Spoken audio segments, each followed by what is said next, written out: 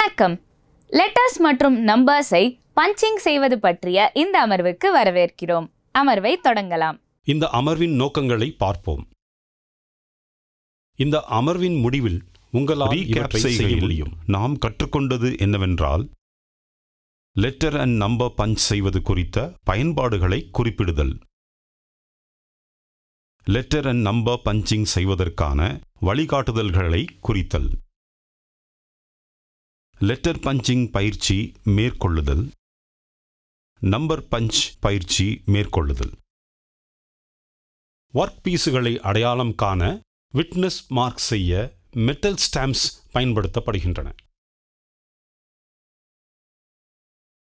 இவை கடினமாக்கப்பட்ட மற்றும் டெம்பர்ட் ஸ்டீலில் ஆனவை.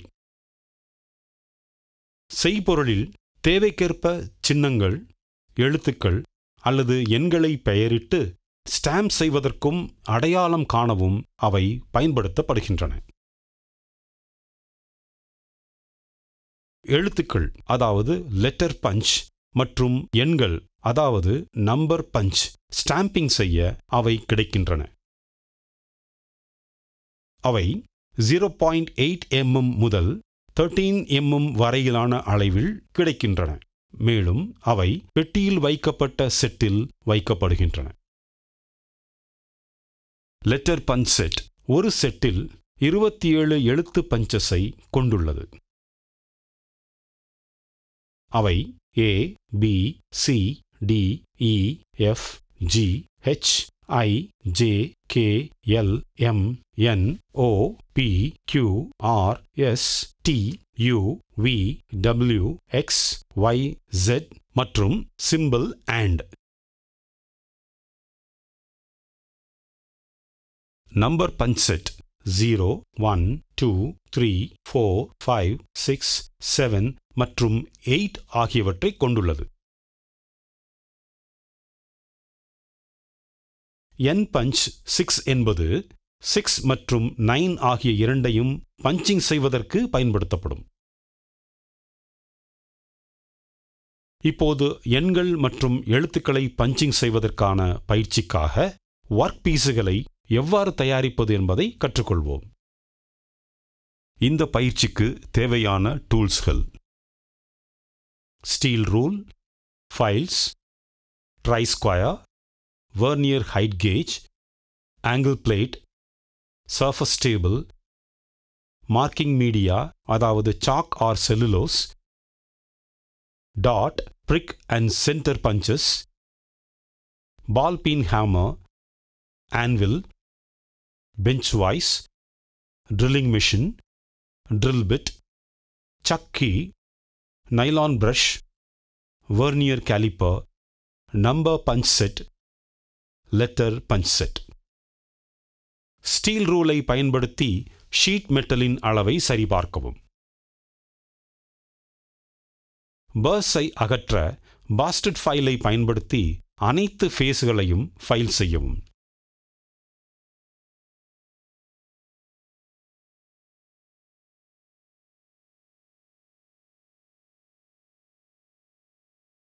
ட்ரை ஸ்கொயரை பயன்படுத்தி parallelism மற்றும் பெர்பெண்டிகுலாரிட்டினை உறுதி செய்யவும். ஃபேஸ் ஏயில் மார்க்கிங் மீடியாவை தடவும். சர்ஃபஸ் டேபிளில் வெர்னியர் ஹைட் கேஜை பயன்படுத்தி ஃபேஸ் பியிலிருந்து 45 mm இல் parallel கோடு குறிக்கவும். சர்ஃபஸ் டேபிளில் வெர்னியர் ஹைட் கேஜை பயன்படுத்தி ஃபேஸ் சியிலிருந்து 110 mm இல் parallel கோடு குறிக்கவும். ஹாக்ஸா பயன்படுத்தி அதிகப்படியான மெட்டீரியலை அகற்றவும். ஸ்டிட் மற்றும் ஸ்மூத் ஃபைல்ஸை பயன்படுத்தி அந்தந்த அளவுகளுக்கு ஃபைல் செய்து ஃபினிஷ் செய்யவும். ட்ரை ஸ்கொயரை பயன்படுத்தி parallelism மற்றும் பெர்பெண்டிகுலாரிட்டினை உறுதி செய்யவும். வெர்னியர் கேலிப்பரை பயன்படுத்தி டைமென்ஷன்ஸை சரிபார்க்கவும். ஃபேஸ் ஏயில் மார்க்கிங் மீடியாவை தடவவும். சர்ஃபஸ் டேபிளில் வெர்னியர் ஹைட் கேஜை பயன்படுத்தி ஃபேஸ் பியிலிருந்து முறையே 2.5 mm, 12.5 mm, 22.5 mm, 32.5 mm மற்றும் 42.5 mm தூரத்தில் parallel கோடுகளை குறிக்கவும்.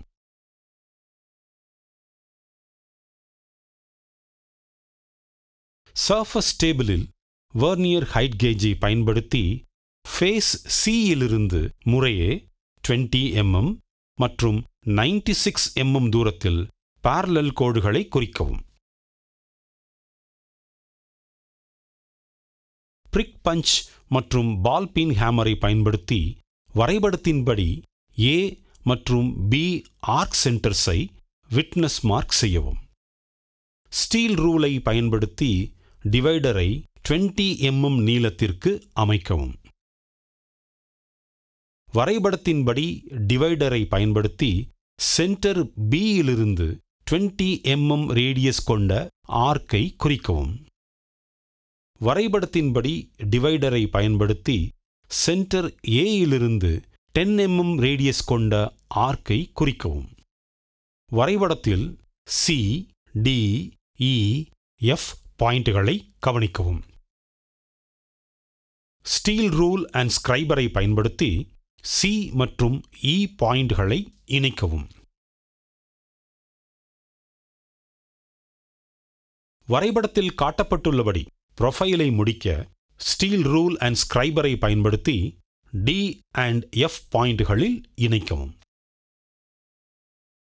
ஹேக்ஸா பயன்படுத்தி ஷீட் மெட்டலில் அதிகப்படியான மெட்டீரியலை அகற்றவும்.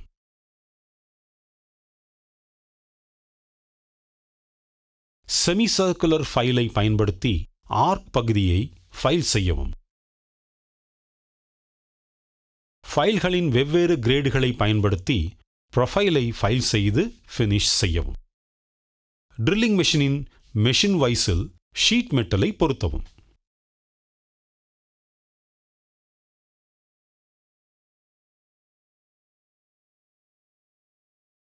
ட்ரில்லிங் மெஷினில் 3 mm விட்டம் கொண்ட ட்ரில் பிட்டை பொருத்தவும்.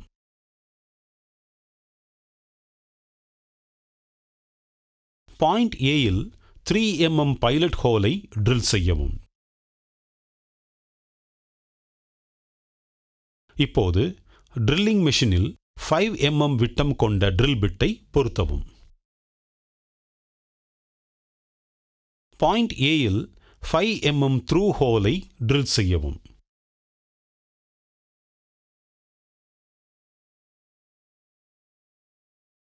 லெட்டர் அண்ட் நம்பர் பஞ்சிங்கிற்கு மார்க்கிங் செய்வதற்கான வழிகாட்டுதல்கள்.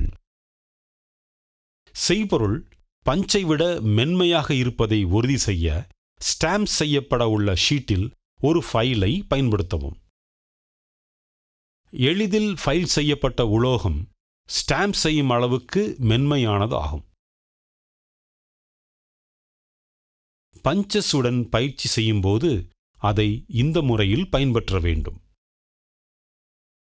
வரைபடத்தின்படி சின்னங்களுக்கு 6 mm சதுரங்களுடன் வழிகாட்டுதல்களை குறிக்கவும். பஞ்சிங் செய்வதற்கு தேவையான எழுத்துக்கள் மற்றும் எண்களை தேர்ந்தெடுக்கவும். சின்னம், கோடு, சதுரம் சரியான இடைவெளி மற்றும் சரியான வழியில் இருக்கும் நிலையில் பஞ்சை வைக்கவும்.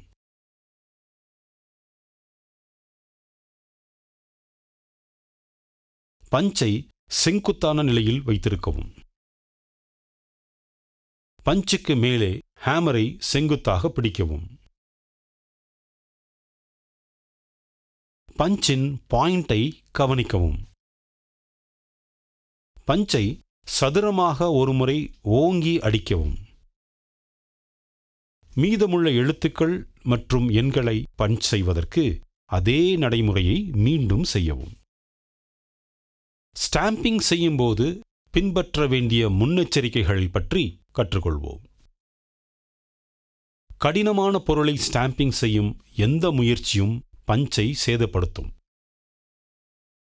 கடினமான பொருட்களை குறிக்க எலக்ட்ரிக் பென்சில் அல்லது ஆசிட் எச்சிங்கை பயன்படுத்தவும்.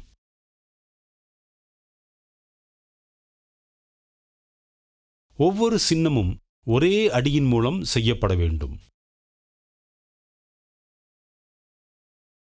இரண்டாவது அடி சிதைந்த இரண்டாவது பதிவை அளிக்கிறது.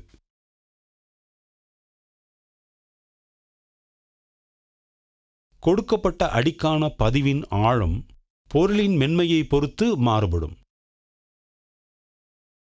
கடினமான மெட்டல் சர்ஃபேஸ்களில் அவற்றை பயன்படுத்த முடியாது. காஸ்ட் அயர்ன் அல்லது சூடான ரோல்டு ஸ்டீல் மீது பஞ்சிங் செய்யும்போது உலோகத்தின் கடினமான வெளிப்புற அடுக்கை அரைத்து அல்லது ஃபைலிங் செய்வதன் மூலம் அல்லது சிறந்த பதிப்பு மற்றும் தெரிவு நிலைக்காக மெஷினின் மூலம் அகற்றப்பட வேண்டும்.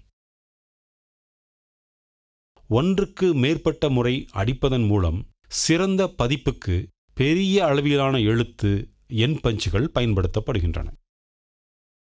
ரீகேப் செய்கையில் நாம் கற்றுக்கொண்டது என்னவென்றால், லெட்டர் அண்ட் நம்பர் பஞ்ச் செய்வது குறித்த பயன்பாடுகளை குறிப்பிடுதல், லெட்டர் அண்ட் நம்பர் பஞ்சிங் செய்வதற்கான வழிகாட்டுதல்களை குறித்தல், லெட்டர் பஞ்சிங் பயிற்சி மேற்கொள்ளுதல், நம்பர் பஞ்ச் பயிற்சி மேற்கொள்ளுதல். எனவே லெட்டர்ஸ் மற்றும் நம்பர்ஸை பஞ்சிங் செய்வது பற்றிய அனைத்தும் இதுவேயாகும். நீங்கள் அனைத்து கருத்துகளையும் பயிற்சிகளையும் புரிந்து கொண்டீர்கள் என்று நம்புகிறேன். அடுத்த அமர்வில் சந்திப்போம்.